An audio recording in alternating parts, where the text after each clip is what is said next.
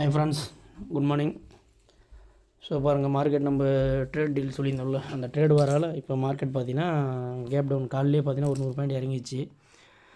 So அதனால் நம்மளால் trade எடுக்க முடியல. இங்கே பாருங்கள், ஃபஸ்ட்டு ஒரு கால் மணி நேரத்துலேயே ஃபுல்லாக டவுன் பண்ணிவிட்டு அதை 10 மணிக்கு மேலே மூவ்மெண்ட்டே இல்லைங்க. 25,550 25,500 விளையாடிட்டுருக்கான். ஸோ 25,500 நம்மளுக்கு ஒரு குருசியல் லெவலாக இருக்குது. 12ஆந்தேதி டச் பண்ண போன லெவலு.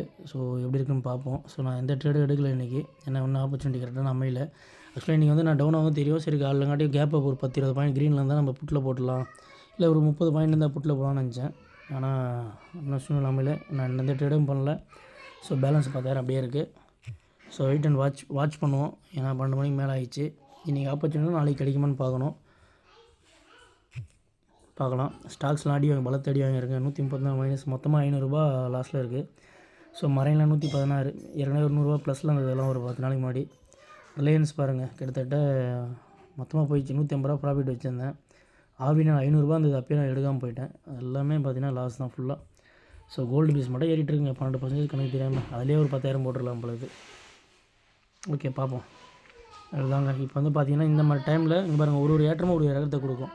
ஸோ வெயிட் பண்ணுவோம். ஒரு 625 600 வந்தாலோ, அப்படி இல்லை 25 575 வந்தாலோ ஒரு புட்டில் ட்ரேட்